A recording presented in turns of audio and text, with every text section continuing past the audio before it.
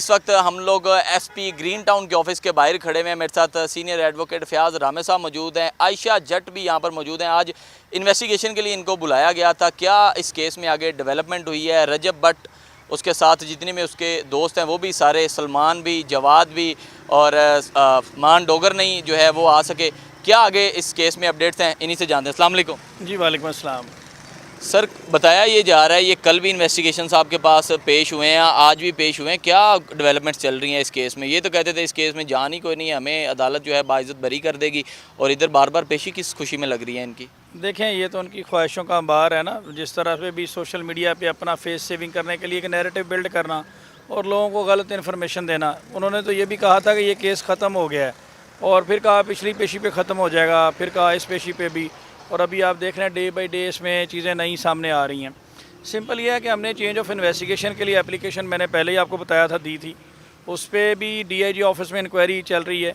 यहाँ पे एक हमने एडिशनल IG साहब को एप्लीकेशन दी थी अंडर सेक्शन 155C के डिसऑनेस्ट इन्वेस्टिगेशन करने पर क्रिमिनल प्रोसीडिंग इनिशिएट की जाए इन्वेस्टिगेशन ऑफिसर के अगेंस्ट, जिस पर आज SP साहब ने हमें सुना है यहाँ पे।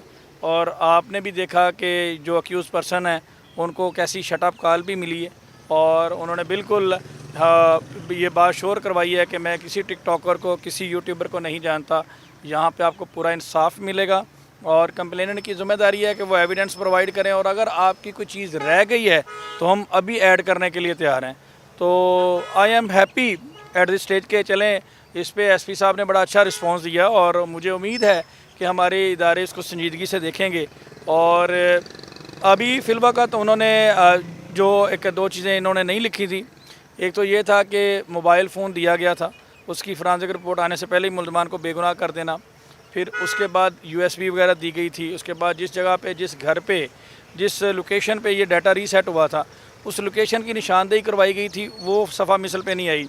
वहाँ पे हमने 2 विटनेसेस दिए थे, उनका बयान नहीं लिखा गया। तो ये मैलाफाइडी है on the part of the investigation officer, जिसकी हद तक हम यहाँ पर आए हैं।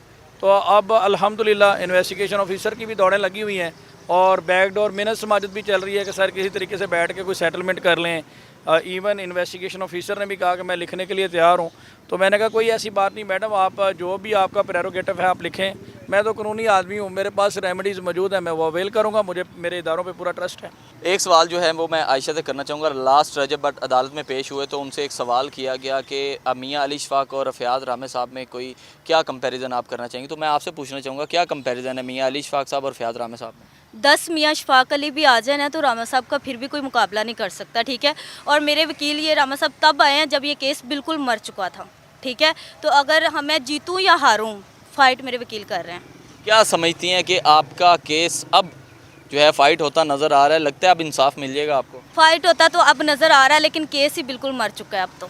लेकिन मेरे वकील पूरी फाइट कर रहे हैं। किस लिहाज से मर चुका है? आपको इंसाफ होता नज़र आ रहा है? मुल्जिमान को सज़ा होती नज़र आ रही है आपको? इंशाल्लाह ज़रूर, लेकिन मैं बस इतना कहूँगी कुछ चीज़ें हैं जो बहुत सी ज़्यादा ख़राब हो चुकी हैं, लेकिन मेरे वकील जो हैं वो फाइट कर रहे हैं। बस मैं इतना ही कहूँगी, मैं जीतूँ या हारूँ। कहने का मतलब ये है अरम कि ये जो एविडेंस इन्होंने प्रोवाइड किए गए थे, वो पुलिस ने उनके साथ साजबाज होकर, सारी पुलिस नहीं, एक दो जो इन्वेस्टिगेशन ऑफिसर थे उन्होंने उसको मैनिपुलेट किया चीज़ों को। अभी उन सारी चीज़ों को हम पुलिस के पास ही हैं, और पुलिस उनको रिव्यू कर रही है। और ये बड़ी अच्छी चीज़ है कि हमें जो है वो उन्होंने ये श्योर करवाया कि यहाँ पे 100% मेरिट होगा, और मैं अप्रिशिएट करता हूँ इस पे SP साहब के कंडक्ट को। और मैं सिंपल ये कहूँगा कि मोहतरमा मरियम नवाज़ साहिबा से भी मेरी ये अपील होगी कि वो कहती हैं कि जी ख़वातीन मेरी रेड लाइन है, तो चीफ मिनिस्टर साहिबा ये भी आपकी बेटी है, आपकी बहन है, तो आपको चाहिए कि इसको भी इसी तरह से इंसाफ की अपॉर्चुनिटी प्रोवाइड करना, जिस तरह से बाकी ख़वातीन के लिए आपने बहुत सारा काम किया है। और हमारे फील्ड मार्शल भी बड़े एक्टिव हैं। वी आर लकी कि हमें ऐसे चीफ़ मिले हैं कि जिन्होंने, आपने देखा कि जिनकी ट्रम्प तारीफ़ें करता है, और जो कि यहाँ पे तो किसी एक शख्स की सुलह करवाना मुश्किल होता है, और जिन्होंने एक तरफ ईरान को और एक तरफ सुपर पावर को बिठा दिया। तो मैं ये कहूँगा कि हम लकी हैं कि हमें ऐसे फील्ड मार्शल मिले हैं। तो वो पहले भी बड़े एक्टिव हैं, उन्होंने एक ये मोटिव है उनका कि किसी भी करप्ट पर्सन के लिए कोई, पाकिस्तान के लिए भी बड़ा अच्छा काम कर रहे हैं। फयाज भाई, मैं एक और आपसे जो है चीज़ पूछना चाहूँगा। आज इन्वेस्टिगेशन जो है SP के साथ आयशा पेश हुई, और इतनी अच्छी डेवलपमेंट आप लोगों को नज़र आ रही है। लगता है अब 6 को जब जज साहब के सामने जाएंगे तो क्या लगता है कि क्या फ़ैसला होगा, क्या इनको सज़ा होगी?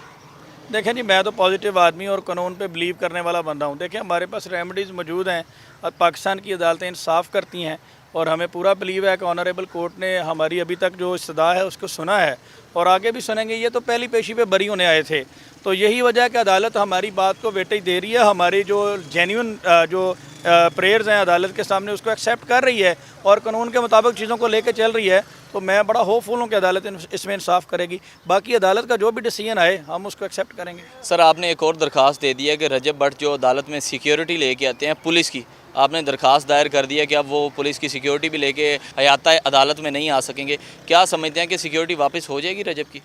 देखें, रजब को सिक्योरिटी क्यों दी गई है इसकी कोई मुझे समझ नहीं अभी तक आई। जहाँ तक मैंने इसको थॉरली देखा तो सिर्फ एक इंसिडेंट मेरे सामने आता है कि कराची में कुछ वकला ने उनको तशद्दुद का निशाना बनाया। अच्छा, उसकी जब गहराई में जाते हैं तो क्यों बनाया? उससे प्रीवियस डेट पे उन्हीं वकला ने रजब भट्ट को अजरक दी और सिंधी जो मेहमान नवाजी का तरीक़ाकार होता है उस तरीके से उसकी मेहमान नवाजी की। नेक्स्ट डेट ऑफ हेयरिंग पे वो अपने ही कंप्लेनेंट के ख़िलाफ़ ये कहते हैं कि जी ये तो कीड़े मकोड़े हैं। डेफिनेटली फिर उनको इस तरह के कॉन्सिक्वेंसेस का सामना करना पड़ना था। मैं फिर भी उसकी मजम्मत करता हूँ, लेकिन उसके बाद उनके वकील का लाइसेंस भी सस्पेंड हुआ और मियां अली शफाक साहब जो हैं उन्होंने कराची बार एसोसिएशन के साथ बैठकर एक प्रेस कॉन्फ्रेंस की कि हमारे मामला तय पा गए हैं, हमने सुलह कर ली है। अब जब सुलह होगी तो डेंजर किस बात का है?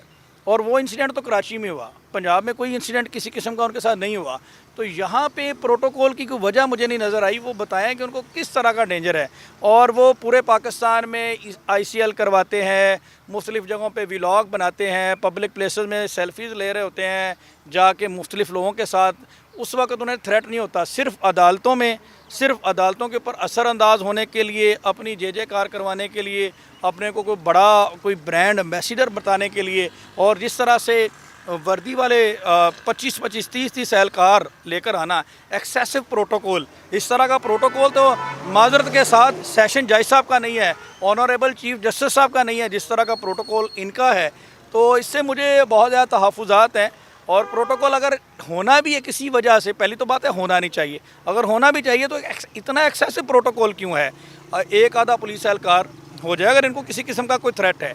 तो इस हवाले से हमने एप्लीकेशन दी है DIG सिक्योरिटी को और मुझे बिलीव है, इस बात में मैं बिलीव रखता हूँ कि हमारे इदारे इसको संजीदगी से देखेंगे। अगर वो समझते हैं कि उनका कोई ज़ाती इन्फ्लुएंस है या वो पैसों की बुनियाद पर सिक्योरिटी लेते हैं या कुछ ऐसा है, तो फिर ये एक गलत परसेप्शन है। मैं कानूनी आदमी हूँ, मेरे पास आर्टिकल 199 की पोजीशन मौजूद है। मैं ऑनरेबल हाई कोर्ट से रजू करूँगा और इस बात की जस्टिफिकेशन इनको देनी पड़ेगी। तो मैंने पहले भी आराम आपको कहा, मैटर आ गया पढ़े लिखे वकील के पास, मेरा काम है कागज़ और कलम, वो मैं चलाऊँगा, ठीक है। और इनको ये जस्टिफिकेशन देनी पड़ेगी कि ये इतना एक्सेसिव। और फिर उस प्रोटोकॉल का जो अब्यूज़ हो रहा है, एक तरफ SHO साहब यूनिफॉर्म में होते हैं, वो रास्ता क्लियर करवा रहे होते हैं और वो गाना गा रहे होते हैं कि जी आज आखिरी है पेशी तेरे यार दी ते मैं आ जाना है बाहर कल नूं।